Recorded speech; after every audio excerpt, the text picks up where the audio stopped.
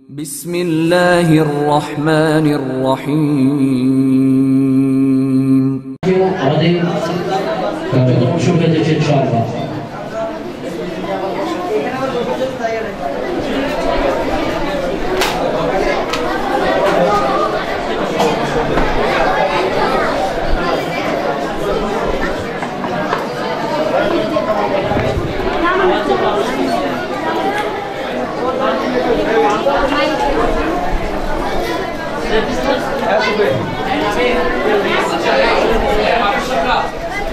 السلام عليكم ورحمة الله وبركاته. أعوذ بالله من الشيطان الرجيم. بسم الله انزلت سورة النظر بعد সে ৬৬৬৬ আয়াত সে মুখস্থ করেছে। আল্লাহ রাব্বুল আলামিন তার মাকাম এতটুকু উপরে উঠিয়ে দিবেন। এই জন্য দুনিয়ার বুকে রিজিকের পেরেশানি অর্থের উপর যারা পড়বেন, যদি মনে করেন যে আমার সন্তান কোরআন হিফজ করবে, সে কি করে খাবে? আমরা বলি, আমি আমাদের শ্রদ্ধেয় মামুনুর রশিদ সাহেব, আমরা যে সংগঠনে কাজ করি, এই সংগঠনের যিনি প্রধান রয়েছেন পুরো বাংলাদেশে, হাফেজ আব্দুল হক সাহেব দামাত বারাকাতুহু, হুজুর এখানে এসেছেন। হুজুর কিন্তু শুধুমাত্র হাফেজ, শুধুমাত্র কি, আর কোনো কিছুই নাই। উনি মাওলানা পুরোপুরি হতে পারেন নাই, এর আগেই শেষ। পুরো বাংলাদেশে নাম করা যত হাফেজ রয়েছেন, আরজাবাদের হাফেজ ফয়জুর রহমান সাহেব রহমাতুল্লাহ আলাইহি, উনিও পুরা হাফেজ না। উনি পুরা হাফেজ, কিন্তু মাওলানা পড়তে পারেন না। আজকে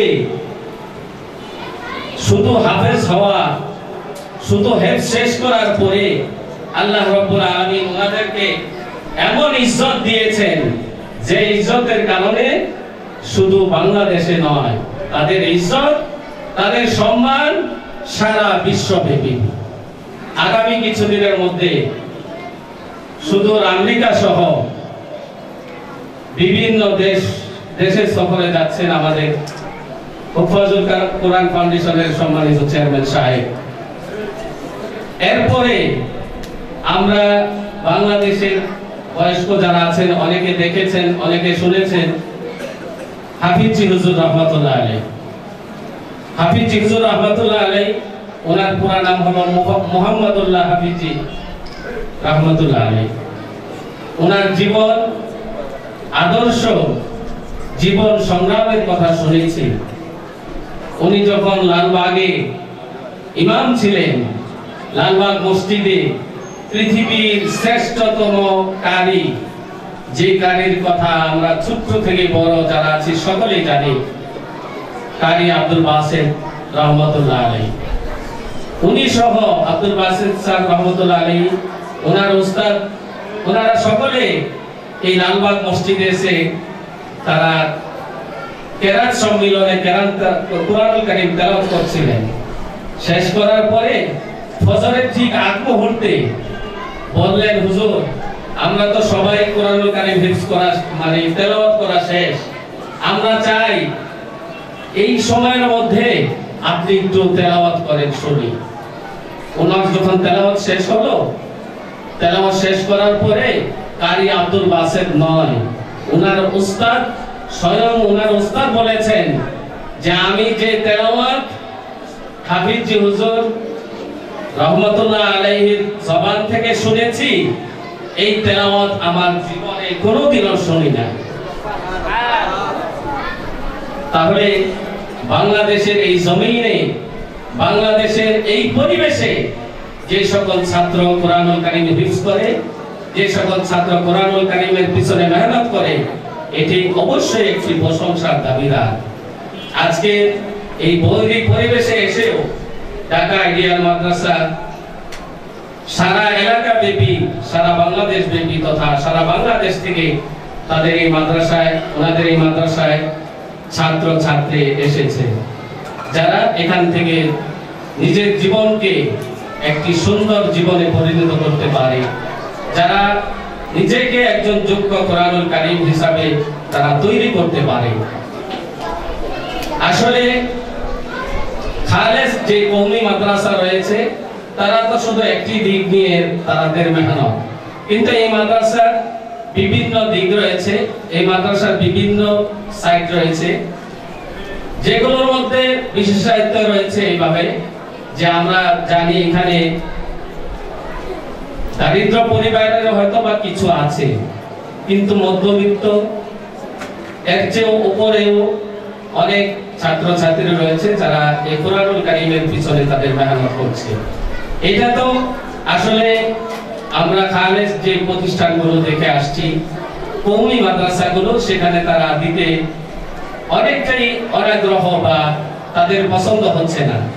সেজন্য একটি সুন্দর পরিবেশ, পরিচ্ছন্ন পরিপাটি একটি পরিবেশ এখানে রয়েছে, যে পরিবেশ দ্বারা তারা একেবারেই জীর্ণ শীর্ণ থেকে নয়, তারা পরিষ্কার পরিচ্ছন্ন শুরু থেকে শেষ পর্যন্ত তারা ছাত্রদের মাঝে তাদের মেহনত করে যাচ্ছেন। আল্লাহ রাব্বুল আলামিন তাদের এই মেহনতকে কবুল করেন, সকলে বলে আমিন। আমাদের এই পরিবেশটি, এই পরিচ্ছন্ন জীবন হওয়ার জন্য আমাদের যে একজাক এই মাদ্রাসার পারিশ্রমিক আসাতায়ে কেরাম রয়েছেন, তাদের মেহনত, তাদের পরিশ্রম একই দিকে চলে যাচ্ছে। অভিভাবক যারা রয়েছেন তাদের যদি আপনাদের বিভিন্ন দিক আলোচনা করলে দেখতে পাবেন, অন্যান্য মাদ্রাসায় ছাত্র আছে তো উস্তাদ নাই, উস্তাদ আছে তো ছাত্র নাই। অনেক সময় অনেক পরিবেশ রয়েছে যেখানে যে বিভিন্ন রকমের সমস্যা দেখা দেয়। এই জন্য আপনারা আপনাদের হীনমন্যতায় ভোগার সুযোগ নেই, আপনাদের দিলকে সান্ত্বনা দেওয়ার একটি সুযোগ রয়েছে এই মাদ্রাসায়। আমি আপনাদের প্রতি উদাত্ত আহ্বান জানাবো, আপনাদের ছাত্রছাত্রী, আপনাদের ছেলে মেয়ে যারা রয়েছে, তাদের এই মেহনত, তাদের এই চেষ্টা কোনোদিনও বিফলে যাবে না। অনেক সময় দেখা যায় অনেক অভিভাবিকা আছেন যারা অনেক সময় চিন্তা করেন যে অনেক টাকা যাচ্ছে। আরে ভাই, আপনার আমার বাসায়, আপনার আমার সন্তানকে যে লালন পালন করি সেখানে কত টাকা যায়? এখানে তো এই বিল্ডিং এর ভাড়া আছে, আসাতায়ে কেরামের হাদিয়া আছে, বিভিন্ন খরচ রয়েছে। সেদিক বিবেচনা করলে আপনি দেখবেন এরকম একটি পরিষ্কার পরিচ্ছন্ন পরিবেশ পেয়ে আপনার সন্তানকে সুন্দর সুস্থভাবে একটি মানুষ করার জন্য একটি মেহনত, একটি পরিশ্রমিক মেহনতকে সামনে নেওয়ার জন্য যে আসাতায়ে কেরাম, যে প্রতিষ্ঠান আপনার জন্য একটি সুন্দর পরিবেশ দিতে পেরেছেন, আপনারা তো তাদের, আমি মনে করি সবসময় বলি, অনেককে বলি এই বিষয়টি, আপনি মাসে মাসে 5,000, 6,000, 10,000 করে টাকা দিলেন, এই টাকা দিয়ে কি একটি প্রতিষ্ঠানের ঋণ পরিশোধ করতে পারা যাবে? কি ভাই কথা বলেন? কোনোদিনও নয়। আপনার সন্তানের পিছনে আসাতায়ে কেরামের যে মেহনত, যে শ্রম, যে তাদের প্রেরণা রয়েছে, এগুলোর দিকে খেয়াল করলে 5-10 হাজার টাকা মাসে দেওয়ার পরেও আপনার ছেলে যোগ্য একজন হাফেজ হলো, হাফেজ হওয়ার পরেও উস্তাদের ঋণ কোনোদিন পরিশোধ করতে পারবেন না। এই জন্য সব সময় সর্বদা আসাতায়ে কেরাম যারা আছেন ওনাদের মেহনতকে স্বাগত জানান, ওনাদের মেহনতকে মোবারকবাদ জানান। প্রতিষ্ঠানের সার্বিক বিষয়ে আপনার পরামর্শ, সুপরামর্শ, আপনার সঠিক পরামর্শ দিয়ে প্রতিষ্ঠানকে এগিয়ে নেওয়ার জন্য সর্বাত্মক চেষ্টা, মেহনত করে যাওয়া। আপনাদের এই পরিশ্রমকে আল্লাহ রাব্বুল আলামিন কবুল করে নেন, আপনাদের এই মেহনতকে আল্লাহ রাব্বুল আলামিন দিন দিন উন্নতি তারাক্কির দিকে নিয়ে যান। সর্বোপরি এই প্রতিষ্ঠানকে আল্লাহ রাব্বুল আলামিন কিয়ামত পর্যন্ত কবুল করে নেন। ওয়া আলাইকুম আসসালাম ওয়া রাহমাতুল্লাহ। نحمده ونصلي على رسوله الكريم، أما بعد، فأعوذ بالله من الشيطان الرجيم. بسم الله الرحمن الرحيم. إنا نحن نزلنا الذكر وإنا له لحافظون.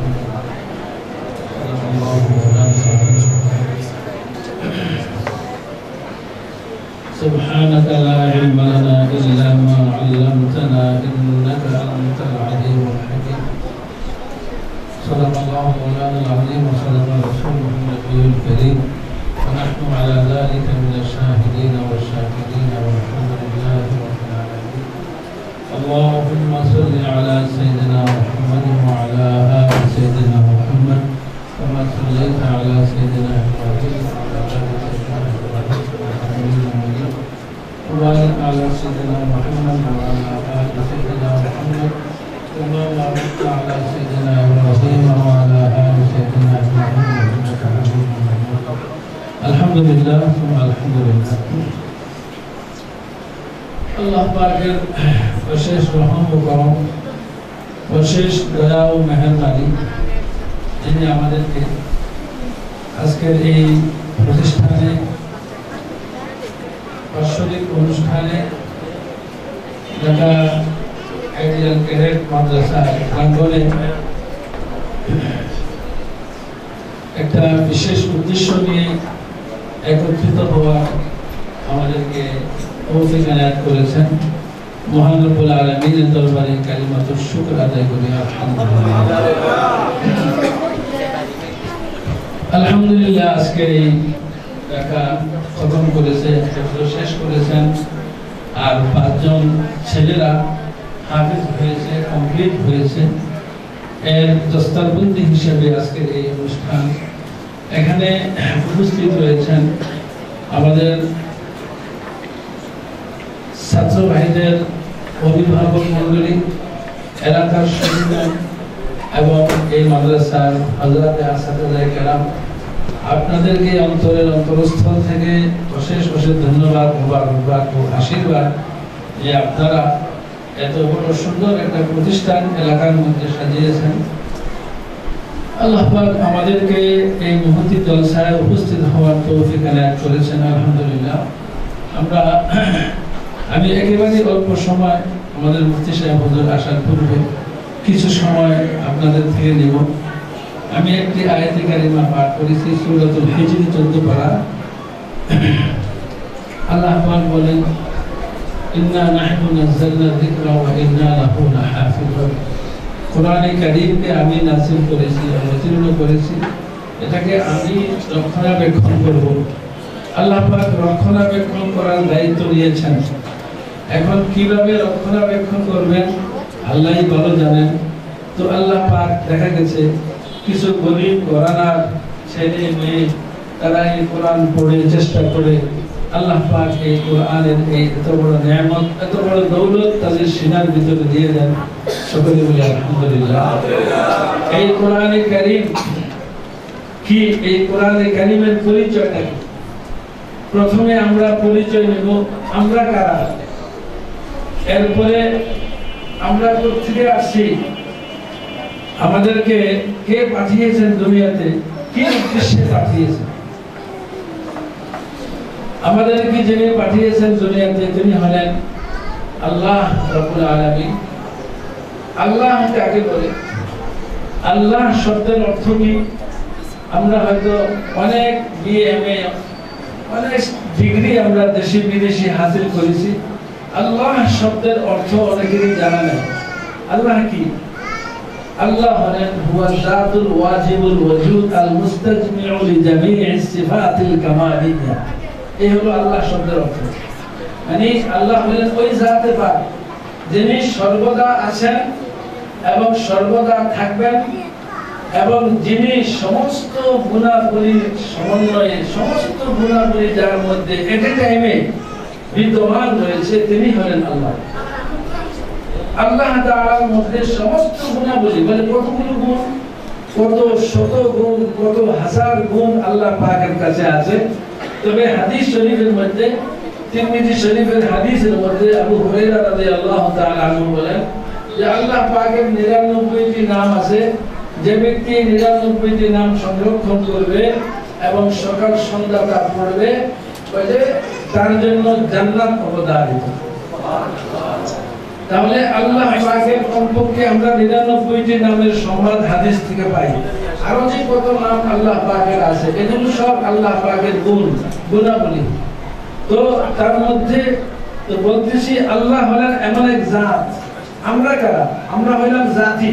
আমরা কি জাতি? তো জাতের পক্ষ থেকে আমরা হইলাম জাতি। কি জাতি? আমরা মুসলিম জাতি, মানুষ জাতি। এই যে মুসলিম জাতি, মানুষ জাতি, এই জাতির একটা জাতীয়তা বোধ আছে, জাতির একটা জাতীয় কর্ম থাকে, জাতির একটা জাতীয় পরিচয় থাকে। সেগুলো কি?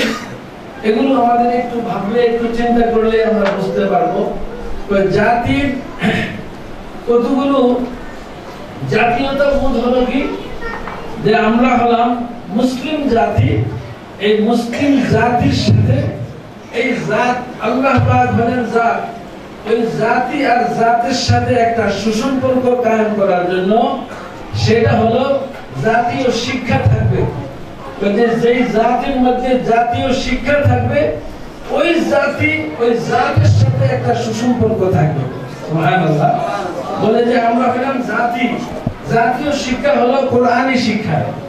যে কোরআনকে আল্লাহ পাক দীর্ঘ 23 বছর যাবত আল্লাহর রাসূলের কাছে জিবরিল আলাইহিস সালাম 24,000 বার আসছেন।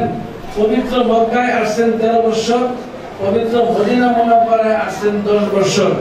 এই 23 বছর সময়ের মধ্যে 24,000 বার জিবরিল আলাইহিস সালাম আল্লাহর রাসূলের কাছে এসে কোরআনে কারীম নিয়ে আসছেন দফায় দফায়। যখন যতটুকু যেখানে যা মনে হইতো, প্রয়োজন হইতো, আল্লাহ পাক সেই পরিমাণ কোরআনে কারীম নাযিল করছেন। তাহলে এই কোরআন হলো আমাদের আসমানি কিতাব, 104 কিতাবের মধ্যে সর্বশ্রেষ্ঠ, সর্বশেষ, সর্বশ্রেষ্ঠ নবীর উপরে নাযিল করেছেন। আমরা হইলাম সর্বশ্রেষ্ঠ উম্মতি। আমাদের জন্য আমরা উম্মতি হইলাম শ্রেষ্ঠ, আমাদের নবী শ্রেষ্ঠ। আমাদের যে কিতাব দেওয়া হয়েছে, কিতাব 104 কিতাবের মধ্যে শ্রেষ্ঠ কিতাব। আলহামদুলিল্লাহ। ওই যে এই কিতাবের পরিচয় কি? কিতাবের পরিচয় হলো যে ইন্না নাহনু নাযালনা যিকরা, আল্লাহ বলেন যে আমি এই কোরআনকে নাযিল করেছি। ওয়া ইন্না লাহু লাহাফিজুন, কোরআনে কারীমের সংরক্ষণ করা, হেফাজত করা আমি আল্লাহর দায়িত্ব। আল্লাহ পাক এই দায়িত্ব নিলেন কোন সম্প্রদায়, কাদের উপরে? কারা করবে এই দায়িত্ব আদায় করবে? কে? ওই যে যারা, যেই জাতি ওই আল্লাহর জাতের সাথে সুসম্পর্ক রাখবে, সকাল সন্ধ্যায় কোরআনে কারীম তেলাওয়াত করবে, আল্লাহ পাক এই বাচ্চাদের, এই ছেলেদের, এই মেয়েদের সিনার মধ্যে আল্লাহ পাক এই কোরআনে কারীমের এই নূর আর এই দৌলত দান করবেন। সুবহানাল্লাহ। আমাদের জানা আছে আমরা হানফি মাযহাবের লোক। আমাদের হানফি মাযহাবের ইমাম আবু হানিফা রাহমাতুল্লাহি আলাইহির এক ছাত্র, তার নাম হলো ইমাম মুহাম্মদ রাহমাতুল্লাহি আলাইহি। তিনি 7 বছর বয়সে ইমাম আবু হানিফা রাহমাতুল্লাহি আলাইহির কাছে আসছেন। এসে বলেন, হযরত আমি আপনার কাছে একটু কোরআন পড়তে আসছি। তো হুজুর বলেন যে তুমি আমার কাছে কোরআন শরীফ পড়তে আসো, তুমি মক্তবে যায় কোরআন পড়ে আসো, কোরআন বিশুদ্ধ তেলাওয়াত শিখে আসো, আমি তোমাকে হাদিস শিখাবো, তাফসীর শিখাবো, ইত্যাদি ইত্যাদি শিখাবো, তুমি কোরআন পড়ে আসো। ঠিক 1 সপ্তাহ পরে, 7 দিন পরে আবার এই ছেলেটি এসে হুজুরের সামনে বসা। যে কি বাবা, তুমি কেন আসছো? হুজুর আপনি বলছেন আমি কোরআনে কারীম শিখে আসতে। আমি তো কোরআনে কারীম শিখে আসছি। তুমি তো এই কয়েকদিন আগেই আসলে, আজকে কি কি কোরআন শিখে আসছো তুমি? এই কথা বলে ইমাম আবু হানিফা পরীক্ষামূলক কোরআনে কারীম সামনে আনলেন, এটা খুলে দিলেন, এখান থেকে পড়ো। তো হুজুর তো খুঁজছেন যে দেখে দেখে পড়ার জন্য, উনি না দেখে পড়তেছে। আরেক জায়গা থেকে বললেন এখান থেকে পড়ো, না দেখে পড়তেছে। কয়েক জায়গা থেকে জিজ্ঞাসা করার পর না দেখে যখন তেলাওয়াত করলো, তো হুজুর বললেন এর অর্থ কি তুমি কোরআনে কারীম মুখস্থ করে ফেলছো? হুজুর আলহামদুলিল্লাহ আমি কোরআনে কারীম মুখস্থ করে আসছি। মানে 7 দিনে ইমাম মুহাম্মদ রাহমাতুল্লাহি আলাইহি কোরআনে কারীম মুখস্থ করে আসছে। সুবহানাল্লাহ। এটা কি মানুষ তার প্রচেষ্টায় করছে না স্বয়ং আল্লাহ পাকের রহমত? আল্লাহ পাকের রহমত। আজকে আমাদের এখানে যে 12টা ছাত্রছাত্রী যে 7 জন ছাত্রী মেয়েরা কোরআনে কারীম হিফজ করেছে, সিনার মধ্যে ধারণ করেছে, যে 5টা ছেলে কোরআনে কারীম হিফজ করে সিনার মধ্যে ধারণ করেছে, আমি বলবো এই 12 জন ছাত্র ছাত্রী হলো সমাজের সবচেয়ে উৎকৃষ্ট মানব, সমাজের সবচেয়ে উৎকৃষ্ট ছেলে মেয়ে, সমাজের সবচেয়ে আলোড়ন সৃষ্টিকারী ছেলে মেয়ে। কারণ কোরআনে কারীমের হিফজ, একজন হাফেজে কোরআন একটা বেসিক কমপ্লিট একটা কোর্স, বেসিক কমপ্লিট একটা কোর্সের নাম হলো হাফেজে কোরআন।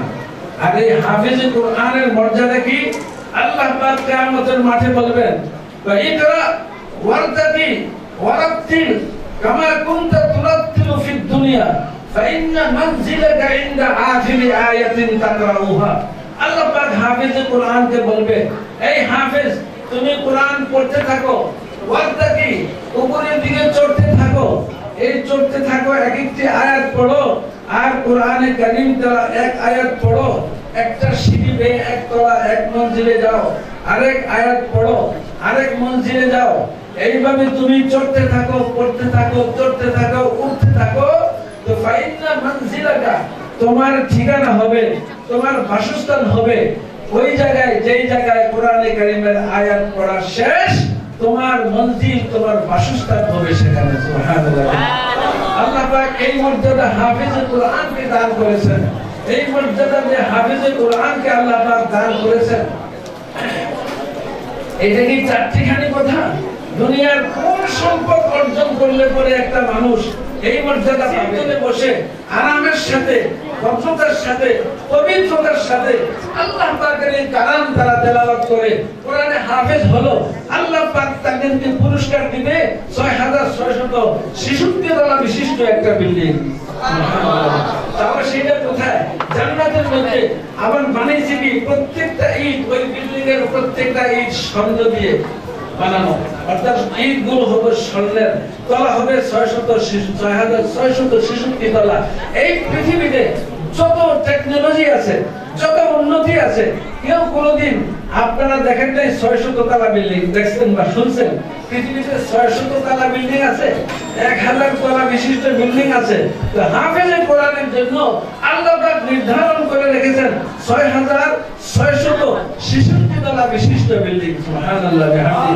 তাহলে হাফেজ যে কোরআন যে কত বড় ধন্য, এর জন্য বলছি একটা বেসিক কমপ্লিট শিক্ষা হলো হিফজ কোরআনে কারীম। এই শিক্ষা যারা শিখবে তারাই হলো সমাজের সম্ভ্রান্ত মানুষ, তারাই সবচেয়ে ভালো মানুষ। এই কথা ইমাম বুখারী রাহমাতুল্লাহি আলাইহি বুখারী শরীফের মধ্যে বলেন, ইমাম মুসলিম রাহমাতুল্লাহি আলাইহি মুসলিম শরীফের মধ্যে বলেন, খায়রুকুম মান তাআল্লামাল কুরআন ওয়া আল্লামা। তোমাদের মধ্যে সর্বোত্তম ব্যক্তি ওই ব্যক্তি যে ব্যক্তি কোরআন শিক্ষা করে আর যে ব্যক্তি কোরআন শিক্ষা দেয়।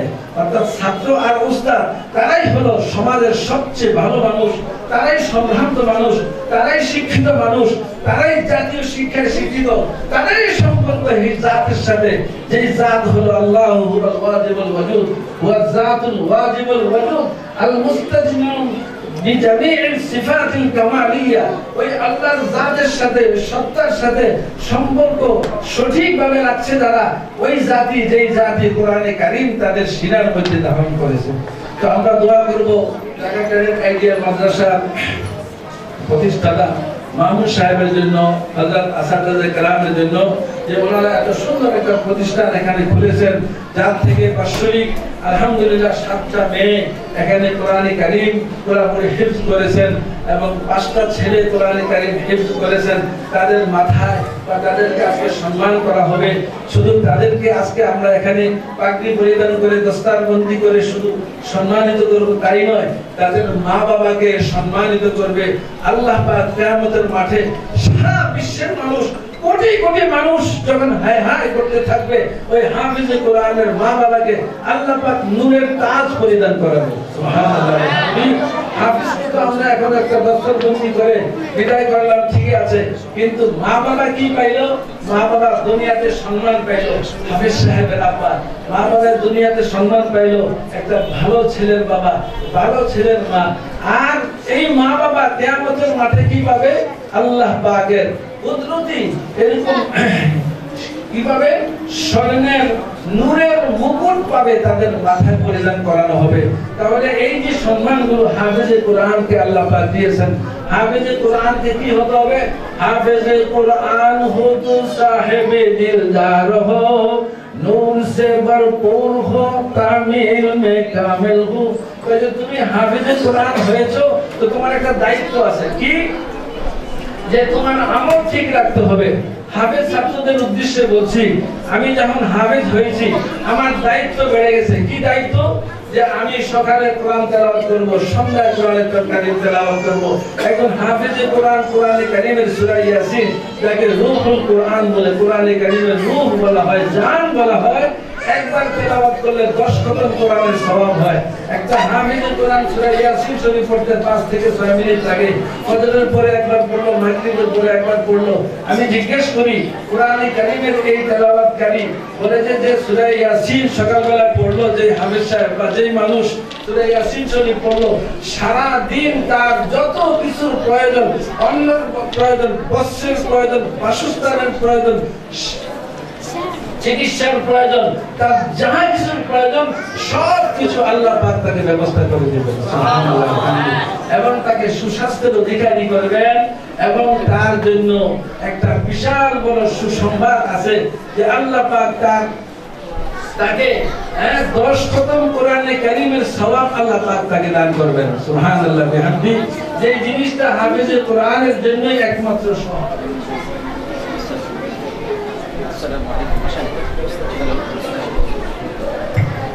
আসসালামু আলাইকুম ওয়া রাহমাতুল্লাহি ওয়া বারাকাতুহু।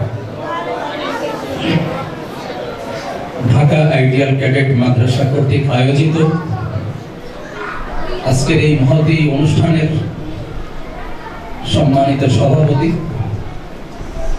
আগত মেহমানবৃন্দ এবং সকল ছাত্রী ও ছাত্রী ভাইরা, আজকের মূলত যে বিষয় আজকে আমাদের এই আয়োজন হচ্ছে আমাদের এবছরে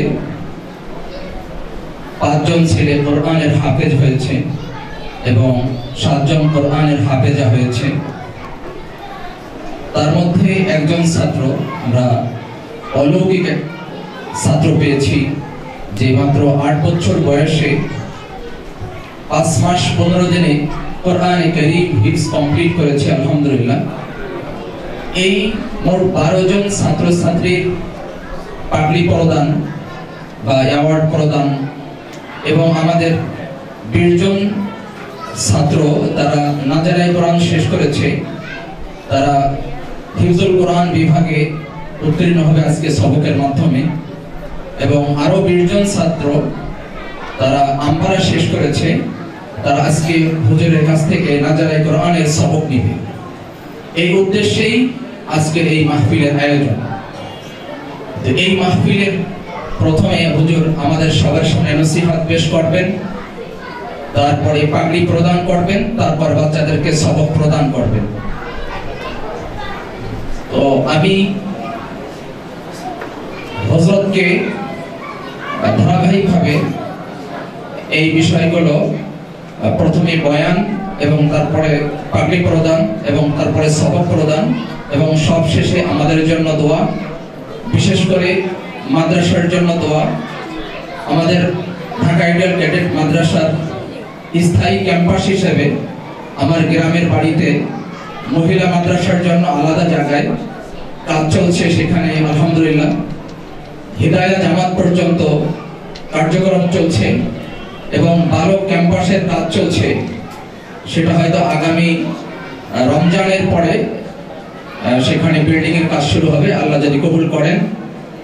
আর আপনারা সবাই মিলে যদি দোয়া করেন, আমাদের উস্তাদজিরা আমাদের জন্য দোয়া করেন, তাহলে মাদ্রাসার জন্য ঢাকায় স্থায়ী একটা ক্যাম্পাস যাতে হয়, আমরা সকলের কাছে আকুল আবেদন করব, সবাই মিলে দোয়া করবেন আল্লাহ যেন আমাদের মাদ্রাসার জন্য একটি স্থায়ী ক্যাম্পাসের ব্যবস্থা করে দেন। এবং সেই সাথে আমাদের এখানে যে সমস্ত অভিভাবকগণ তাদের সন্তানদেরকে আমাদের এখানে পড়ান, অধিকাংশই এমন অভিভাবক যাদের হয়তো যে সমস্ত বাচ্চাদের মা হয়তো মাদ্রাসায় পড়াতে চান কিন্তু বাবা চান না, অথবা বাবা চান কিন্তু মা চান না, অথবা এমন আছে বাবা মা উভয় চান কিন্তু তার অন্যান্য আত্মীয় স্বজন কোনোভাবেই মাদ্রাসায় পড়ানোটাকে ভালো মনে করেন না, বাধা দেন। এই সমস্ত অভিভাবকই তাদের সন্তানগুলো আমাদের এই জাতীয় প্রতিষ্ঠানে দিয়ে থাকে। আমাদের এখানে অভিভাবকদের বড় একটি চাওয়া থাকে যে আমাদের বাচ্চাদের সন্তানদের জেনারেল ঠিক রেখে তাদের আরবিক শিক্ষায় শিক্ষিত করতে হবে। তো উস্তাদজির কাছে আমার আকুল আবেদন থাকবে, উস্তাদজি যেন আমাদের বেয়াদবি ক্ষমা সুন্দর দৃষ্টিতে তাকান। আমরা একটু ভিন্ন আঙ্গিকে পড়াশোনা করাতে হয় বাধ্য হয়ে। জেনারেলের পাশাপাশি আরবিক শিক্ষা, অর্থাৎ জেনারেলের পাশাপাশি ওদের প্লে এবং নার্সারি এবং কেজি এই 3 ক্লাস যখন আমাদের বাচ্চারা পড়ে, স্কুলের বাচ্চারা, তখন তাদেরকে আমাদের নুরানি কমপ্লিট করাতে হয়। এবং ক্লাস 1 যখন পড়ে স্কুলে তখন তাদের নাজারা কমপ্লিট করাতে হয়। এবং ক্লাস 2য়, 3য়, 4র্থ শ্রেণীতে হিফজুল কোরআন কমপ্লিট করানোর সিলেবাস। 5ম শ্রেণীর বছর হিফজ রিভিশন।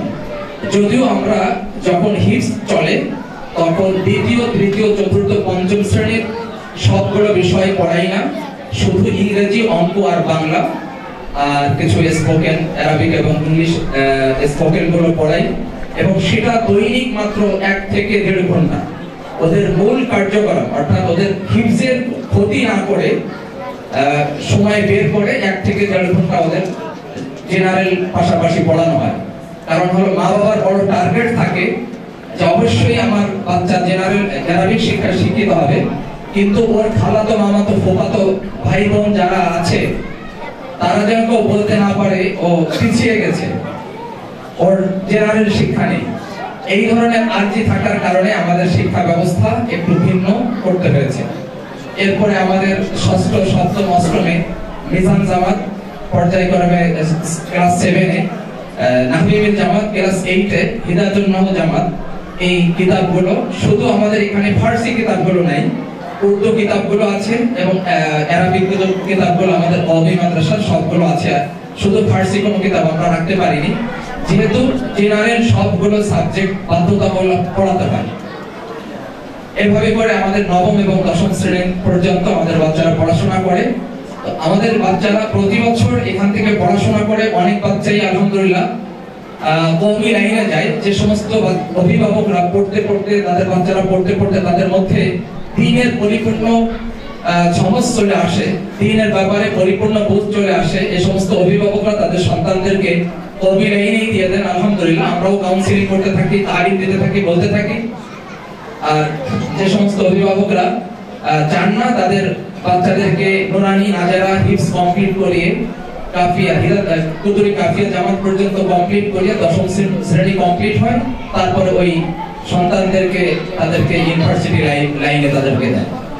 এখন হুজুরের কাছে আমার আকুল আবেদন যে আমাদের জন্য দোয়া করবেন এবং আপনি এমন ভাবে আমাদের সামনে বয়ান পেশ করবেন যাতে করে আমাদের সমস্ত অভিভাবকদের এই বুঝে আসে যে আমরা জেনারেল লাইনে না পড়িয়ে আমরা আরবিক লাইনে কওমি মাদ্রাসায় আমাদের সন্তানদেরকে দিয়ে দিই। ওরা কওমি মাদ্রাসার পাশাপাশি যদি চায় তাহলে এইচএসসি অনার্স মাস্টার্স কমপ্লিট করবে। আমরা এটা তালিম দিচ্ছি। এবং একটা পর্যায়ে উস্তাদজি আমাদের এখানে আরো 10 বছর আগে আমাদের কোন সন্তান হাফেজ হওয়া তো দূরের কথা, মাদ্রাসা লাইনে অতটুকু 2 বছর 3 বছর অর্থাৎ কোন রকম কোরআনটা শিখছে, নামাজটা শিখছে, নিয়ে যেত এখান থেকে নিয়ে অন্যান্য স্কুলে দিয়ে দিত। কিন্তু আলহামদুলিল্লাহ এখন এটা হচ্ছে না। আলহামদুলিল্লাহ এখন তারা নুরানি কমপ্লিট করাচ্ছে, নাজারা কমপ্লিট করাচ্ছে, হিফজ কমপ্লিট করাচ্ছে এবং সেই সাথে কিতাবাদির যে আগে তো কিতাবাদি নাম বলতেই পারতাম না, এগুলো কোনোভাবেই মেনে নিত না, এখন আলহামদুলিল্লাহ এগুলো মেনে নিচ্ছে।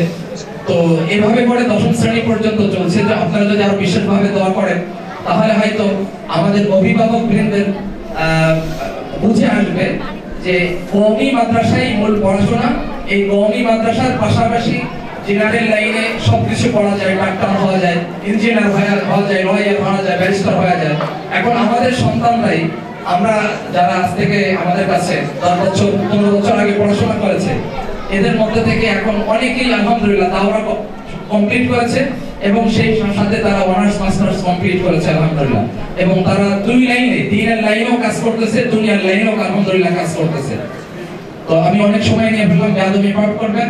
এই মুহূর্তে আমাদের সামনে কোরআন এবং হাদিসের আলোকে গুরুত্বপূর্ণ আলোচনা পেশ করবেন উস্তাদ মুহতারাম আল্লামা মুফতি দেওয়ার হোসেন সাহেব দামাত বরকাতুহুল আলিয়া, মহাপরিচালক আকবর কমপ্লেক্স, মিরপুর 1, ঢাকা। আমি হযরতকে তার মহামূল্যবান বয়ান পেশ করার জন্য সবিনয় অনুরোধ করছি।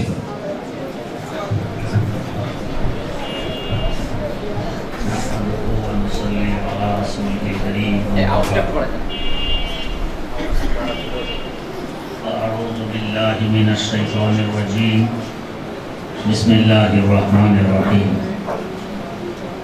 وكذلك أوحينا إليك روحا من أمرنا صدق الله مولانا العظيم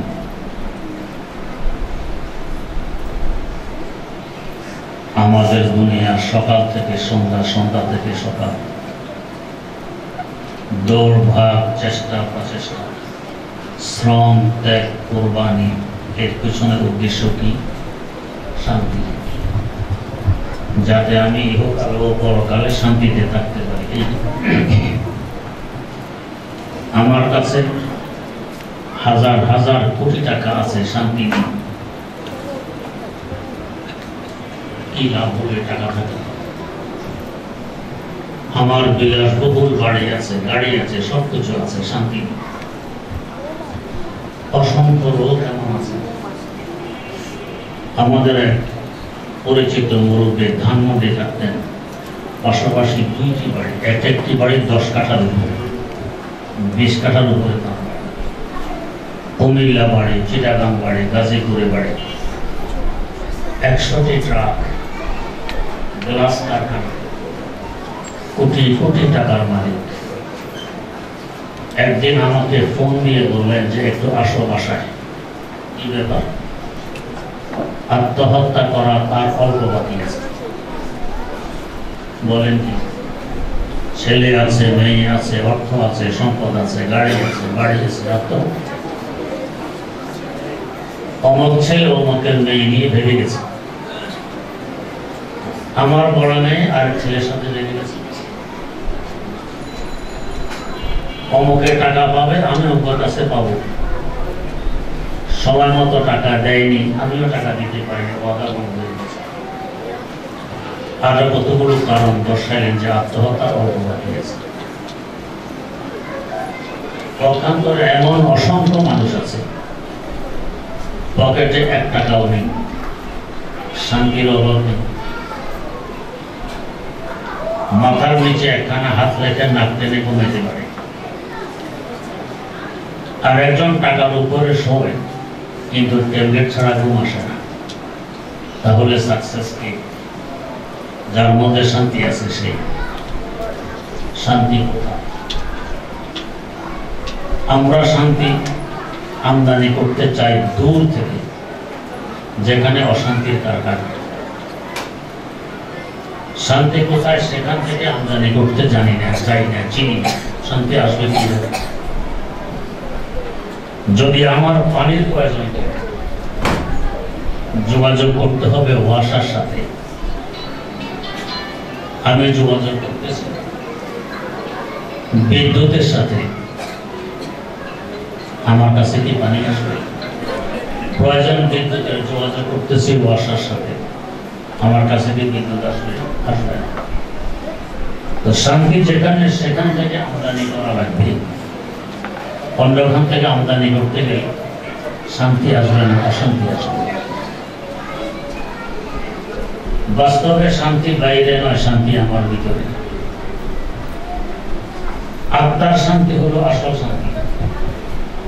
ওইটা শান্তিতে থাকলে পুরা দেহ শান্তিতে থাকে, আত্মা অশান্তি থাকলে পুরা দেহ অশান্তিতে থাকে।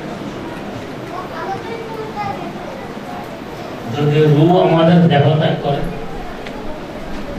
এ দেহ আস্তে আস্তে ফুলবে, ফাটবে, পচবে, দুর্গন্ধ ছড়িয়ে পড়বে, একসময় দেহ তার অস্তিত্ব হারিয়ে ফেলবে। এটার নাম কি শান্তি? না। আমার দেহ তরতাজা থাকবে, আমার দেহ সুঠাম থাকবে, আমার দেহের দুর্বলতা থাকবে না, আর আমার দেহ কমাইতে পারবে। এটার জন্য প্রথম শর্ত কি? দেহে রু থাকতে হবে। রু নেই, দেহে শান্তি নেই। রু আছে, দেহে শান্তি আছে। তেমনিভাবে গোটা সৃষ্টি জগতের একটি রু আছে। রু ব্যতীত কোনো বস্তু থাকতে পারে না। 2-4 দিন থাকে, এরপরে পছন্দ ধরে, আস্তে আস্তে অস্তিত্ব হারিয়ে যায়। এই বিল্ডিং কিছুদিন পরে আমরা বলবো টেম্পার নেই, শেষ হয়ে গেছে, মানে রু নেই। এখনটা ভেঙে পড়বে আস্তে আস্তে, আগে ভেঙে পড়বে। সৃষ্টি জগতের রু কি? আমার কথা নয়, অন্য কারোর কথা নয়, আমার আল্লাহর কথা। وَكَذَلِكَ أَوْحَيْنَا إِلَيْكَ رُوحًا مِنْ أَمْرِنَا। ওহীর মাধ্যমে আমি আপনার কাছে রূহ পাঠিয়ে দিয়েছি। আমরা দেখি ওহীর মাধ্যমে পাঠিয়েছেন কোরআনে কারীম। আল্লাহ মানে গোটা সৃষ্টি জগতের রূহ এই কোরআনে কারীম। যতদিন রূহ থাকবে, দেহ থাকবে, কোরআন থাকবে, জগৎ থাকবে। রূহ নেই, দেহ নেই, কোরআন নেই, জগৎ নেই। দেহের তুলনা রূহের মূল্য কম না বেশি? কোটি কোটি গুণ বেশি। কেউ যদি বলে সিনায় পিস্তল ঠেকাই, হয়তো একটি হাত কেটে নেব, না হয় গুলি করে রূহ কেড়ে নেব, কি বলবো? ভয় কয়জনের 2 হাত কেটে নেব, আল্লাহর ওয়াস্তে ক্ষমা চাই, গুলি করে রূহ কেড়ে নেবেন না। দেহ থেকে রূহের মূল্য বেশি, তাই তো। তার মানে গোটা সৃষ্টি জগৎ থেকে কোরআনের মূল্য অনেক বেশি। কি পরিমাণ বেশি? কোরআন হলো আল্লাহর কালাম। হাদিস শরীফ আছে, আল কোরআনু কালামুল্লাহ মান জাআলাহু আমামাহু কাদাহু ইলা জান্নাহ। কোরআন আমার আল্লাহর কালাম। কালাম মানে কথা। কথার বাড়ি কোথায়? কথার বাড়ি অন্তর। আমার কথা আমার অন্তরে, আপনার কথা আপনার অন্তরে। এই হিসাবে আমার আল্লাহর কথা কোথায় থাকবে? আমার আল্লাহর কুদরতি অন্তরে। যদি আমার কথাগুলো আমি অন্তরে রেখে দিই, বের না করি, অন্যরা কি উপকৃত হতে পারবে? আমার কথা পারবে না। অন্যদেরকে উপকৃত করতে হলে আমার কথাগুলো অন্তর থেকে বের করতে হবে। আমার আল্লাহ রহমান রহিম, তার কথা তার কুদরতি অন্তরে রেখে দিলে আমরা বান্দারা উপকৃত হতে পারতাম না। তাই মেহেরবানি করে তিনি তার কথাগুলো কুদরতি অন্তর থেকে বের করলেন। বের করে সরাসরি আমাদের কাছে পাঠিয়ে দিই, আমরা বরদাস্ত করতে পারতাম। তার কালাম সাধারণ কথা না। সামান্যতম তাজাল্লি করেছিল তুর পাথরের পাহাড়, সিনা উপত্যকায়। পাহাড়ে তখন উপবিষ্ট ছিলেন কে? একজন জলিলুল কদর পয়গম্বর হযরত মূসা আলাইহিস সালাতু ওয়াস সালাম। অবস্থা কি ঘটেছে আল্লাহ পাক নিজে বর্ণনা করতেছেন, ফালাম্মা তাজাল্লা রাব্বুহু লিল জাবাল জাআলাহু দাক্কাম ওয়া খাররা মূসা সারিকা। সামান্য তাজাল্লি করে এই পাথরের পাহাড় চূর্ণ বিচূর্ণ হয়ে গেল। মূসা আলাইহিস সালামের মতো এত বড় পয়গম্বর বেহুশ হয়ে পড়ে গেলেন। আর তার কুদরতি কলব থেকে কালাম বেরিয়ে যদি আমাদের কাছে পাঠিয়ে দিতেন, আমাদের অবস্থা কি হতো? এখানে পাঠিয়ে প্রথমে রাখলেন লোহে মাহফুজে। লোহ মানে সিলেট, মাহফুজ মানে সংরক্ষিত, সংরক্ষিত। ওখান থেকে যদি আমাদের কাছে পাঠিয়ে দিতে, তাও আমরা সইতে পারতাম। সেখান থেকে না পাঠাইলেন বাইতুল ইজ্জত, দুনিয়ার আকাশের বাসিন্দাদেরকে ওখান থেকে যদি আমাদের কাছে পাঠাই, তাও আমরা সইতে পারতাম। আল্লাহ পাক সেখান থেকে আমাদের কাছে না পাঠাইলেন আমাদের নবী, শেষ নবী, নবীদের হযরত মুহাম্মদুর রাসূলুল্লাহ সাল্লাল্লাহু আলাইহি ওয়াসাল্লাম কলম মুবারক। 3 বার 3 জায়গায় এখান থেকে আসলো আমাদের কাছে। কেন এত স্টেশন? আমরা যখন রাত্রে ঘুমাইতে আসি, বাতি জ্বালানো থাকলে অধিক আলোর কারণে ঘুম আসে না, নিভিয়ে গেলে অধিক অন্ধকারের ভয়ের কারণে ঘুম আসে না। তাই আমরা বাতি জ্বালানো রাখতে পারি না, নিভে দিতে পারি। কি করি? মধ্যম পন্থা অবলম্বন করি, ড্রিম লাইট ব্যবহার করি। বেশি আলো থাকে না, বেশি অন্ধকার থাকে। এখন ড্রিম লাইটের ব্যবস্থা নেই, এবার কি করা যায়?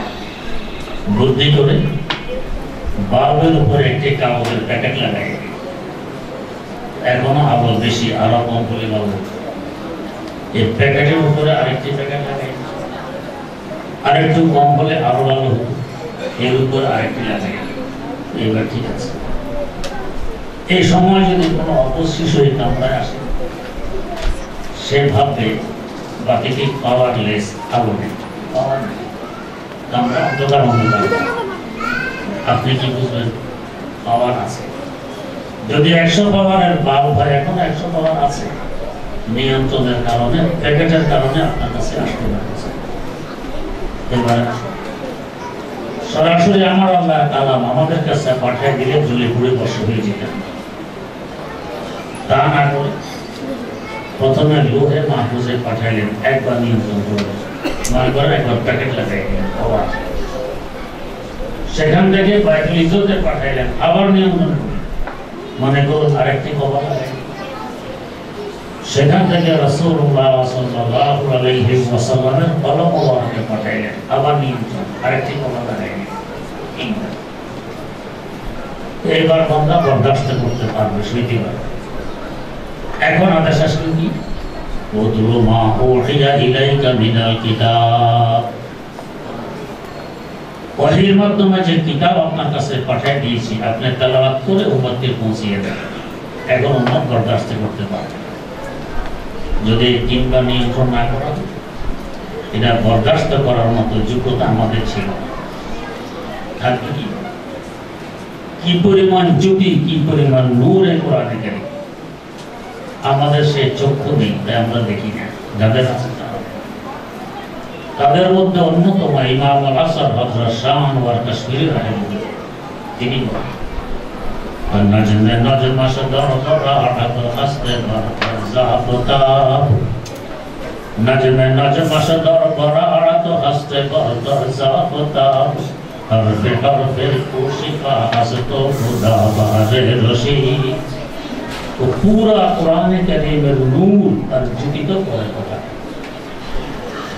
এক একটি অক্ষরে পরিমাণ জ্যোতি। যদি নিয়ন্ত্রণ না করা হতো, পুরা নিয়ন্ত্রণহীন এখানে চলে এসে আমাদের 20 কোটি বর্গ মাইল আয়তন, পৃথিবী থেকে 13 লক্ষ গুণ বড় বিরাট বিশাল সূর্য। একটি অক্ষরের নূরের সামনে সূর্যকে অন্ধকার মনে হয়।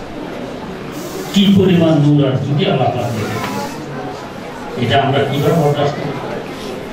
3 বার নিয়ন্ত্রণ করে আমাদের কাছে পাঠাই। এবারে আসুন, এই কোরআনে কারীম আছে রাসূল আকরাম সাল্লাল্লাহু আলাইহি ওয়াসাল্লামের কলম মোবারকে। আর এই কোরআনে কারীম আছে যে ছেলে মেয়েরা আজ কোরআন নিজের সিনা অঙ্কিত করে ধারণ করেছে, তাদের কলম। তাহলে এদের কলমের অন্তরটা কার কলমের সাদৃশ্য? রাসূলুল্লাহ সাল্লাল্লাহু আলাইহি ওয়াসাল্লামের কলমের সাদৃশ্য। এই অন্তরটার দাম এখন কি পরিমাণ চিন্তা। আবার এই কোরআন আছে বাইতুল ইজ্জতে, কোরআন আছে তাদের অন্তরে, বাইতুল ইজ্জতের সাদৃশ্য হলো কি পরিমাণ মূল্য। আবার এই কোরআন আছে লোহে মাহফুজে, কোরআন আছে এদের অন্তরে, এদের অন্তরটার দাম কি পরিমাণ বাড়লো। আবার এই কোরআন আল্লাহ রাব্বুল আলামিনের কুদরতি অন্তরে, এই কোরআন তাদের অন্তরে। চিন্তা করুন অন্তরটার মূল্য কত। এই কোরআনওয়ালা অন্তর জাহান্নামে যাওয়ার কল্পনা করা যায়? যায় না তো যায় না, বরং সুসংবাদ কি, সে তো জাহান্নামে যাবে না, জান্নাতে যাবে। এর পাশাপাশি তার বংশী এমন 10 জন লোক যাদের জন্য জাহান্নাম ওয়াজিব হয়ে গেছে, সে সুপারিশ করে এদেরকে জান্নাতি বানাই দিতে পারে। এমন এক মর্যাদা কোরআনে কারীম। অতএব হাফেজ কোরআন সাধারণ কথা নয়, তার কলমটা রাসূলুল্লাহ সাল্লাল্লাহু আলাইহি ওয়াসাল্লামের কলমের সাদৃশ্য। তার কলমটা বাইতুল ইজ্জতের সাদৃশ্য, তার কলমটা লোহে মাহফুজের সাদৃশ্য, তার কলমটা আল্লাহ রাব্বুল আলামিনের কুদরতি কলমে যে ধারণ করছে কালাম, তার কলমও ধারণ করছে সে কালাম। সাধারণ কথা, এর অনেক।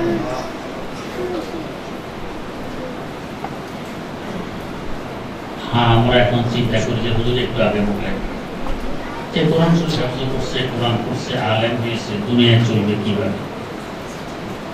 দুনিয়া চলা না চলা আমার হাতে নয়, আপনার হাতেও নয়, তার হাতে আমার হাতে।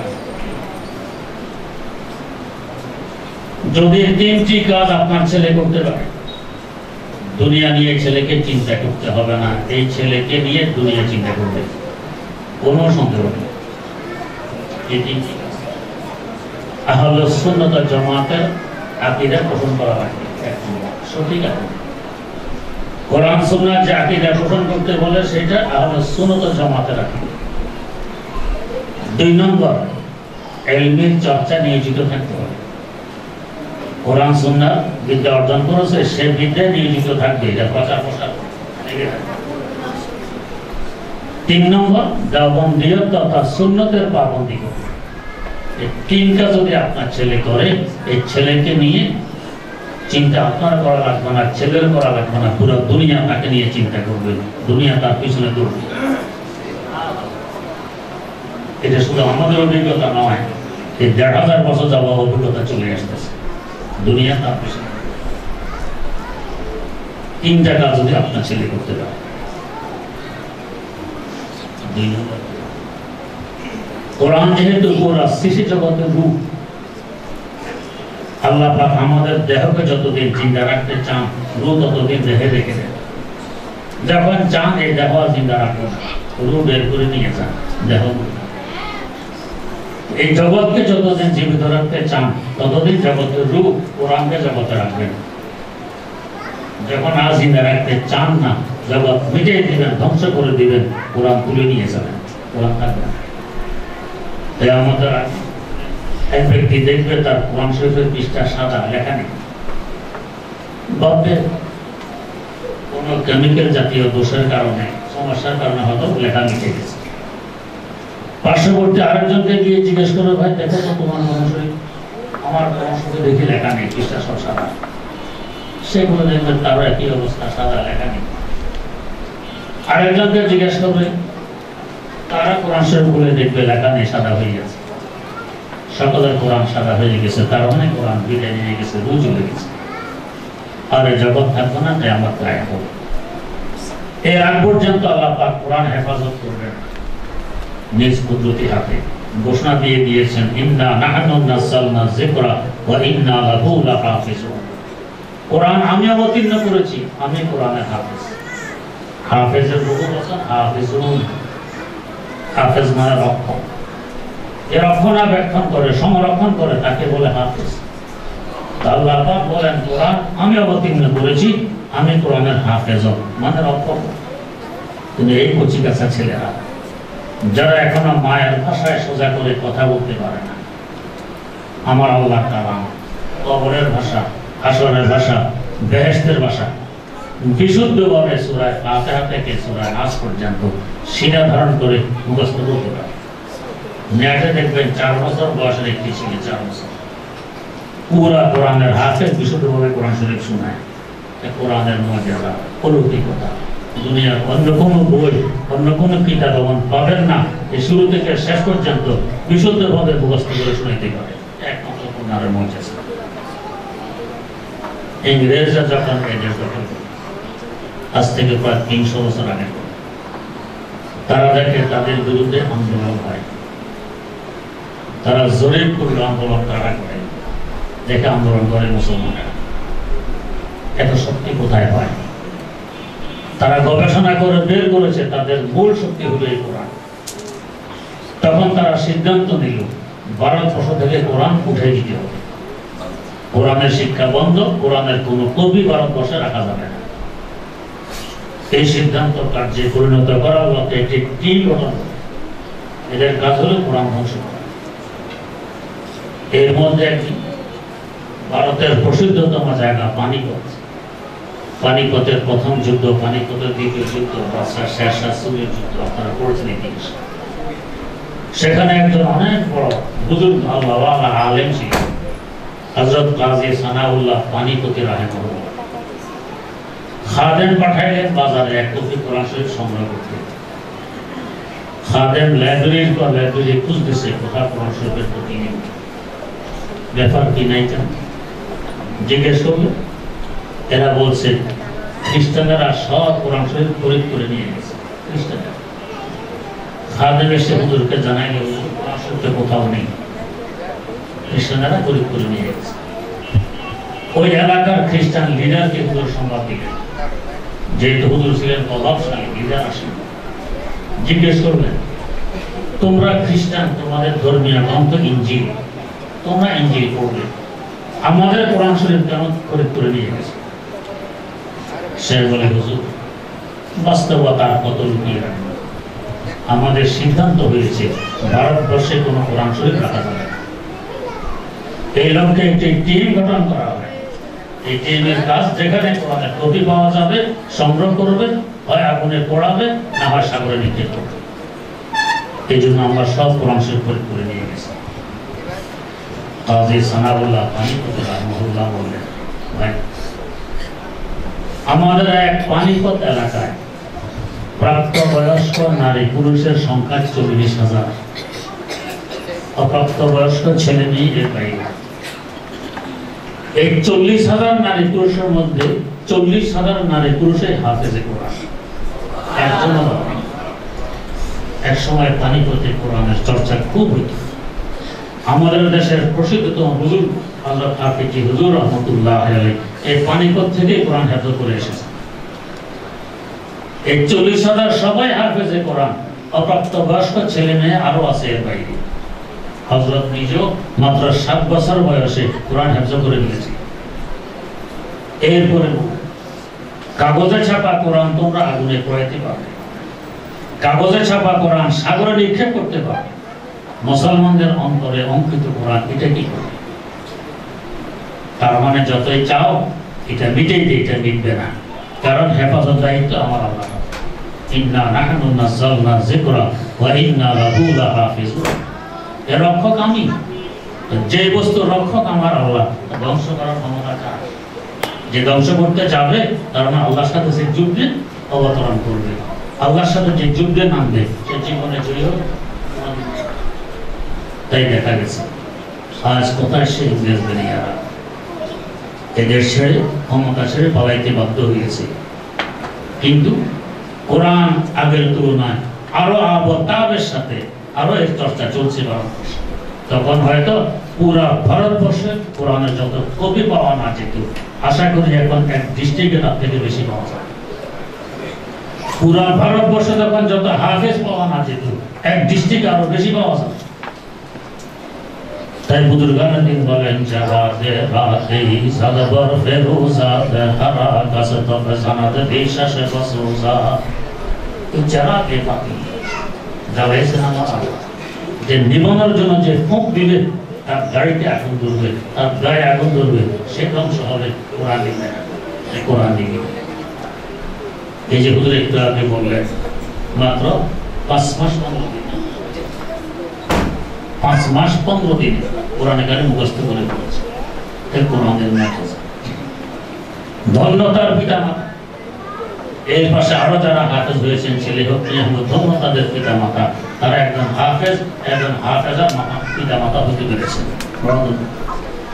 যদি এই 3টি কাজ আপনার ছেলে করতে পারে, আহলে সুন্নাত ওয়াল জামাতের আকীদায় বিশ্বাসী, ইলমি চর্চা নিয়োজিত থাকবে, সুন্নতের পাবন্দি করবে, দুনিয়া নিয়ে তাকে চিন্তা করতে হবে না, দুনিয়া তাকে নিয়ে চিন্তা করবে।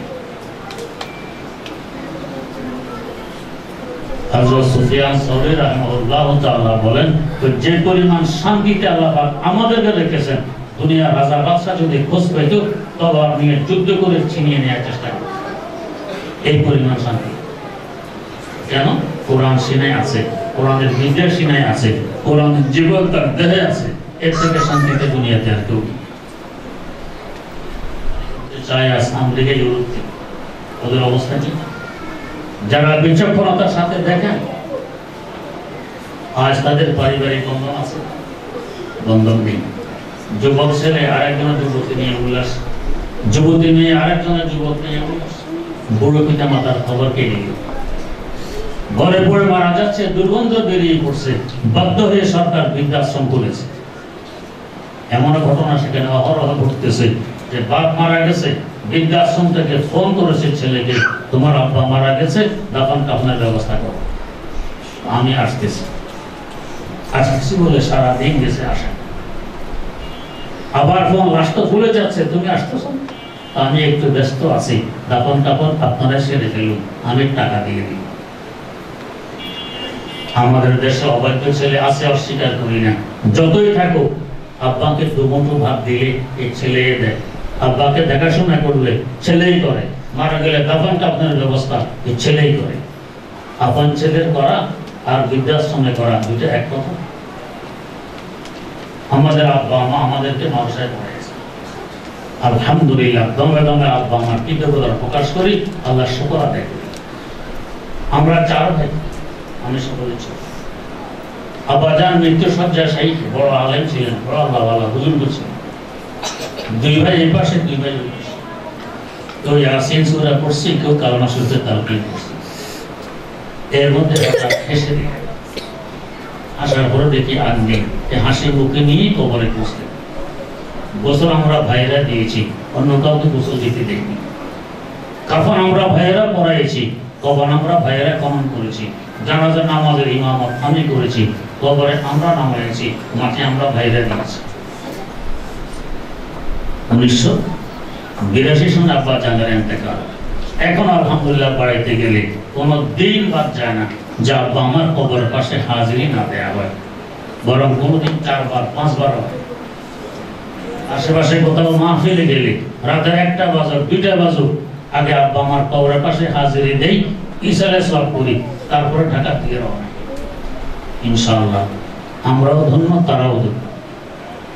আমরাও কৃতজ্ঞতা প্রকাশ করি, তারাও হয়তো খুশি যে ছেলেকে মাদ্রাসায় পড়াইছে। দুনিয়া আখিরাতে ধন্য হবেন। ছেলেকে রাখেন মাদ্রাসায়, দিয়েছেন আলহামদুলিল্লাহ, পড়ান মাদ্রাসায়, দুনিয়া নিয়ে তাকে চিন্তা করতে হবে না। যদি 3টি শর্ত সে পালন করে, দুনিয়া তাকে নিয়ে চিন্তা করে। আল্লাহ রাব্বুল আলামিন অত্র মাদ্রাসাকে, ছাত্র ছাত্রীদেরকে বাস্তব অর্থে তালেবুল ইলম হিসাবে কবুল করে উভয় জাহানে ধন্য হওয়ার তৌফিক দান করুন। সুবহানাল্লাহি ওয়া বিহামদিহি, সুবহানাকাল্লাহুম্মা ওয়া বিহামদিক, আশহাদু আল লা ইলাহা ইল্লা আনতা, আস্তাগফিরুকা ওয়া আতুবু ইলাইক।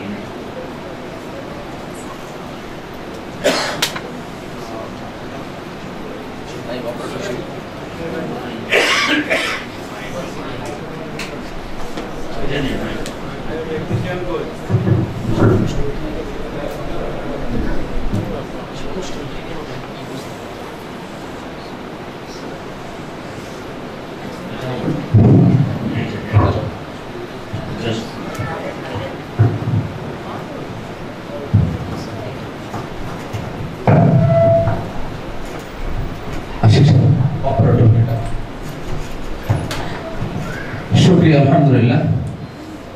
হযরতের জবান থেকে মহামূল্য বয়ান শুনলাম আমরা। হযরত এটা বোঝাতে চেয়েছেন কোরআনের উপরে আর কিছু নেই, দুনিয়াতে কোরআনের উপর আর কিছু নেই। আমরা যদি কোরআনের উপরে মেহনত করি, কোরআন নিয়ে থাকি, কোরআন এবং হাদিসে যেগুলো বলা হয়েছে এগুলো আঁকড়ে ধরে থাকি, তাহলে আমাদের জন্য দুনিয়াও পরিষ্কার, আখিরাতও পরিষ্কার। আল্লাহ তাআলা আমাদের সকলকে কোরআন এবং হাদিস নিয়ে থাকার তৌফিক দান করুন। এ পর্যায়ে আমরা আমাদের এখান থেকে এবছর যারা কোরআনের হাফেজ এবং কোরআনের হাফেজা হয়েছে তাদের পাগড়ি প্রদান করবেন। পাগড়ি প্রদান করবেন আমাদের প্রধান অতিথি আল্লামা মুফতি দেলওয়ার হোসেন দামাত বরকাতুহুল আলিয়া, মহাপরিচালক আকবর কমপ্লেক্স মিরপুর 1, এবং হুজুরের সঙ্গে থাকবেন বিশেষ অতিথি মুফতি নুরুল আলম সাহেব দামাত বরকাতুহুল আলিয়া, প্রিন্সিপাল আফতাবউদ্দিন মাদ্রাসা, এবং আরো সাথে থাকবেন মুফতি সানাউল্লাহ দাওয়াত বারাকাতুহুল আলিয়া, মুহতামিম জামিয়া কাসিমুল উলুম রূপনগর মিরপুর ঢাকা। আমরা সর্বপ্রথম দেখে নিই এবছর আমাদের এখান থেকে কারা কারা হাফেজ কোরআন হলো। আমাদের এখানে আপনারা ইতিমধ্যে জেনেছেন একটি ছোট্ট শিশু যে আমাদের এখানে 3.5 বছর বয়সে ভর্তি হয়, 3.5 থেকে 4 বছর এই 6 মাসে প্রি প্লে ক্লাস পড়েছে। এরপরে 4 থেকে 5 প্লে গ্রুপ পড়েছে, 5 থেকে 6 নার্সারি পড়েছে, 6 থেকে 7 প্রথম শ্রেণী পড়েছে, এবং 7 থেকে 8 তারও যেমন 8 বছর কমপ্লিট হয়নি, আবার আমাদেরও 2023 সাল কমপ্লিট হয়নি। এই দ্বিতীয় শ্রেণীর ছাত্র ইতিমধ্যে আমাদের কিন্ডারগার্টেন সাউন্ডটা কমিয়ে দেন, সে জেনারেল শিক্ষাটা সম্পূর্ণ অক্ষুণ্ণ রেখেছে। তার বাবা একজন পুলিশ কর্মকর্তা হয়ে অনেক চড়াই উতরাই তার বাবার উপর দিয়ে, যদি তার বাবা এখানে আছেন, ওপেন ভাবে সব জায়গা বলতে পারেন না তার বাচ্চা মাদ্রাসায় পড়ে।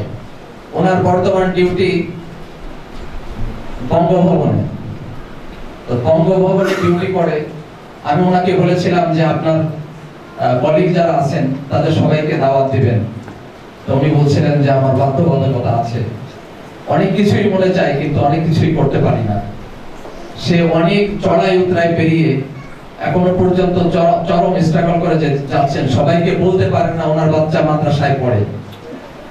এবং এত বড় মুআজিজা বা এত বড় জিনিস উনি পেলেন, কিন্তু উনি ওপেন ভাবে বলতে পারতেছেন না। কিন্তু ওনার যে ত্যাগ, উনি এবং ওনার স্ত্রী যে মেহনত করেছেন, ইস্টার্ন হাউজিং এ বাসা, প্রতিদিন 2-3 বেলা আসা যাওয়া করেন। আমি সম্মানিত সাফায়েত মুক্তাদিরের বাবাকে একটু সামনে আসতে বলবো, একটা চেয়ার দেন।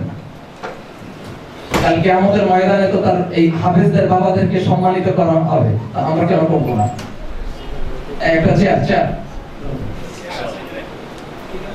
জি, সাফায়েত মুক্তাদির তুমি দাও। এই সাফায়েত মুক্তাদির ওর এখনো দুধের দাঁত বড় হয়নি, ওর 8 বছর এখনো কমপ্লিট হয়নি।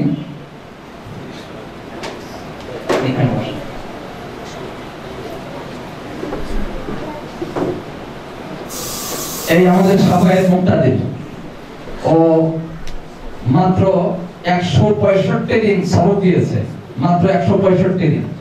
প্রথম দিন সবক দিয়েছে 2 পৃষ্ঠা, লাস্টের দিকে সবক দিয়েছে, ওদিকে তাকাও বাবা, ওদিকে তোমার আঙ্কেলদের দিকে তাকাও, লাস্টের দিকে 10, 12, 15 পৃষ্ঠা সবক দিয়েছে। মানে আশ্চর্য যে আমরা যে সমস্ত কথা ওদেরকে তালিম দিই, 10 মিনিট, 15 মিনিট, 20 মিনিট কথা বলার পরে ওকে যখন জিজ্ঞাসা করি আপু আমরা কি বলেছি বলো তো, 80% হুবহু মিলিয়ে দেয়। আর যদি 2-3 মিনিট কথা বলি তাহলে যেভাবে কথা বলি ওইভাবে। এবং তার উস্তাদরাও তাকে পেয়ে প্রচন্ড তার পিছনে মেহনত করেছে। এরকম আমাদের আরো বেশ কিছু বাচ্চা আছে, ছোট ছোট বাচ্চা, যারা একজন তো মাত্র 2-3 মাসে 8 পারা পড়ে ফেলছে। তো আলহামদুলিল্লাহ তাকেও বোধ হয় 8 থেকে 10 মাসের মধ্যে আল্লাহ তাআলা যদি কবুল করেন কমপ্লিট করাতে পারবো। আমাদের এই বাচ্চার জন্য সবাই মিলে দোয়া করবেন। তার বাবা একজন পুলিশ কর্মকর্তা, যখন 3.5 বছর বয়সে তাকে দেয়, তার বাবার একেবারেই দাড়ি কিছু ছিল না। আলহামদুলিল্লাহ এখন ছেলেকে মাদ্রাসায় ভর্তি করার পরে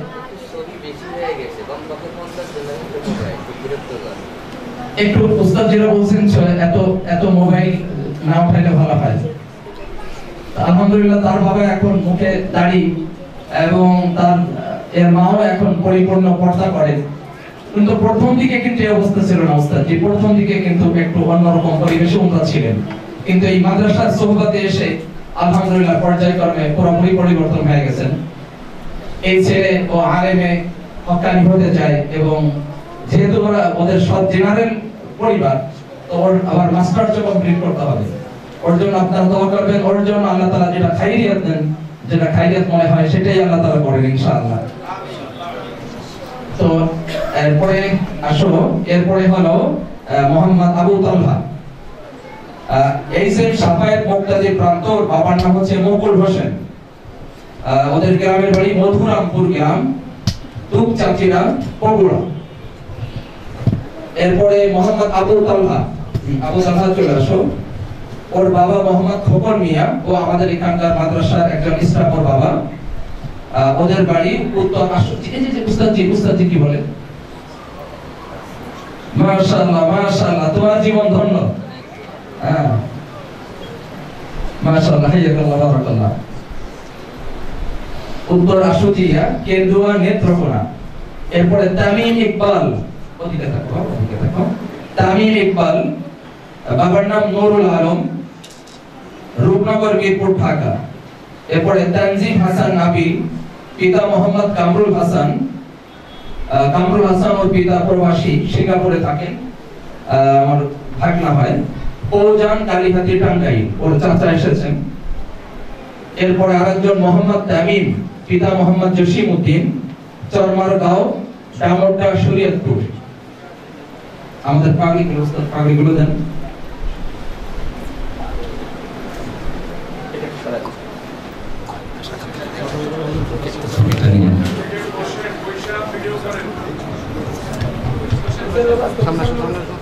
এবার পাগড়ি নিচ্ছে আবু তালহা,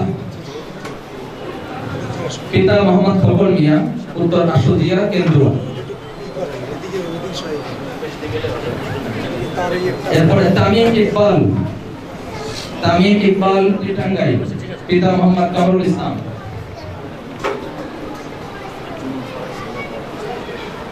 মোহাম্মদ তামিম, পিতা মোহাম্মদ জসিম উদ্দিন, চরমারগাঁও, ডামোড্ডা, শরীয়তপুর।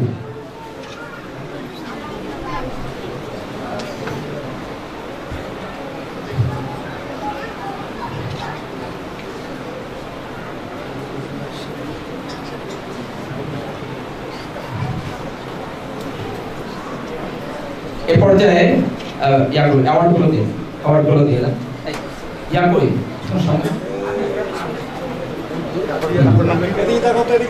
সাদায়ে মুক্তাদি প্রান্ত, পিতা মোহাম্মদ মুকুল হোসেন। সামনে দিকে দেখো, এদিকে দেখো, পিতা মোহাম্মদ খোকন মিয়া। এরপর মোহাম্মদ তামিম ইকবাল, পিতা মোহাম্মদ নুরুল আলম। এরপর মোহাম্মদ তানজিম হাসান নাবি। এরপরে মোহাম্মদ তামিম, পিতা মোহাম্মদ জসিম উদ্দিন।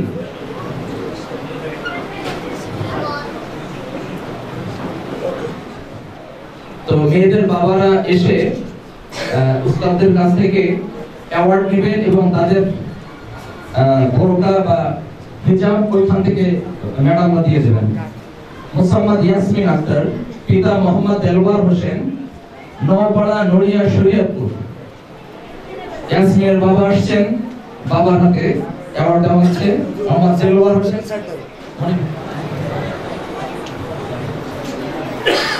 হাফেজ শেষ করেছে, ওরা হিফজুল কোরআনের আজকে সবকের মাধ্যমে হিফজুল কোরআন বিভাগে উত্তীর্ণ হবে। তারা হচ্ছে মঞ্জুর আলম নিশান, ওমর ফারুক আকিব, রিফাত হুসাইন নূর, সাইফুদ্দিন আহনাব, সাজিদ ইসলাম সাদিক, মুস্তাকিম ইসলাম লাবিব, জিহাদুল ইসলাম। রব্বি জিদনি ইলমা, রব্বি জিদনি ইলমা।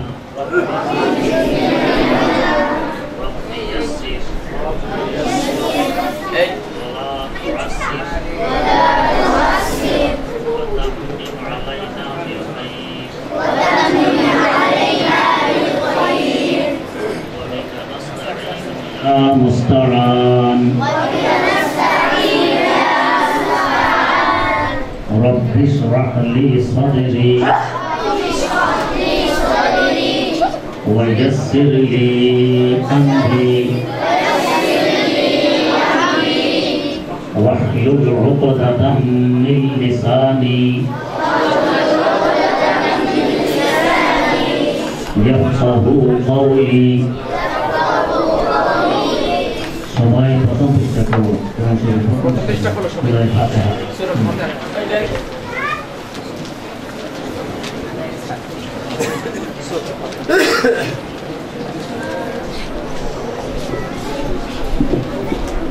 أعوذ بالله من الشيطان الرجيم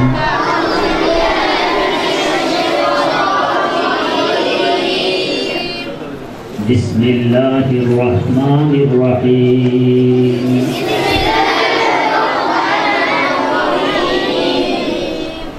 الحمد لله رب العالمين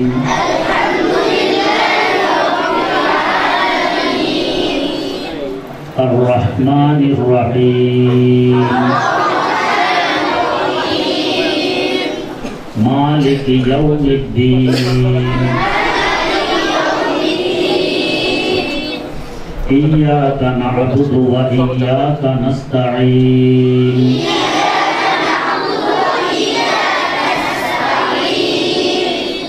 اهدنا الصراط المستقيم صراط الذين أنعمت عليهم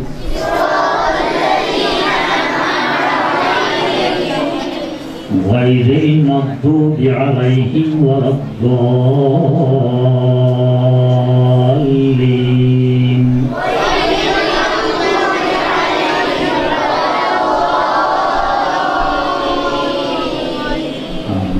بس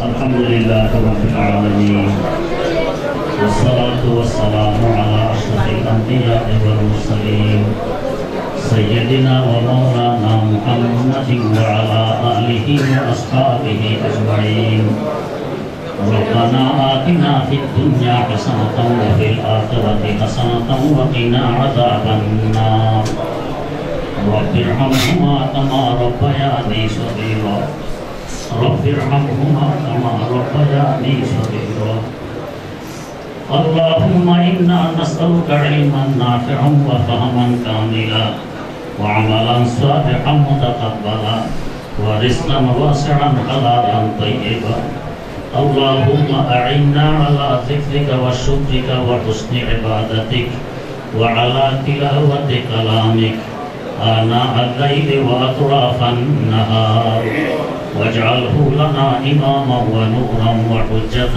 يا رب العالمين يا الله আপনার কালামে পাকে কতগুলো তালে বলেলেন অধিকাংশরা এখনো না পারেন মাসুম কত সাদা দাড়িওয়ালা মুরব্বী কত আলেম ওলামা দিনের কিছু হিতাকাঙ্ক্ষী শুভাকাঙ্ক্ষীদেরকে সাথে নিয়ে কাঙ্গালের ন্যায় আপনার দুয়ারে হাত পেতেছি মাওলায় কারীম মেহেরবানি করে কারোর হাতকে খালি ফিরে দিয়ে না রহমান দিকে সকলের ভিক্ষার ঝুলিকে ভরপুর করে দিন হে আল্লাহ আমাদেরকে নবজাত শিশু নিষ্পাপ বানাই দিন আল্লাহ মনের সকল জায়েজ আশা আকাঙ্ক্ষাগুলোকে পূরণ করে দিন দুনিয়া ও আখিরাতে উজ্জ্বলময় জিন্দেগি নসিব করুন সুস্থতার সাথে বরকতময় জীবন দান করুন আল্লাহ যে মাদ্রাসায় বসে আপনার দুয়ারে হাত পাতার তৌফিক দিয়েছেন তাই আমাদের আগ পর্যন্তের জন্য মাদ্রাসাখানকে কবুল করে দিন আল্লাহ আপনার জমিন বড় ওসি বড় প্রশস্ত যেখানে জায়গার কোনো অভাব নেই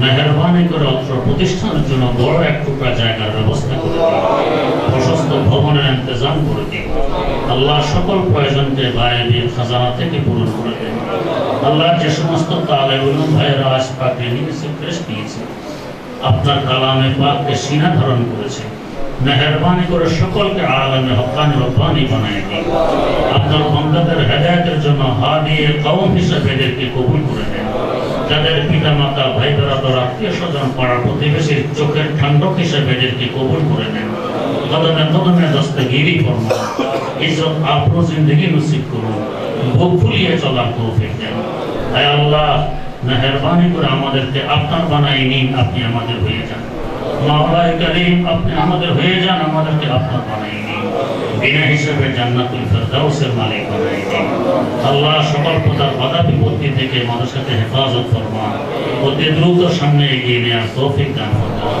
সুবহান রাব্বিকা রব্বিল ইজ্জাতি আম্মা ইয়াসিফুন ওয়া সালামুন আলাল মুরসালিন ওয়াল হামদুলিল্লাহি রাব্বিল আলামিন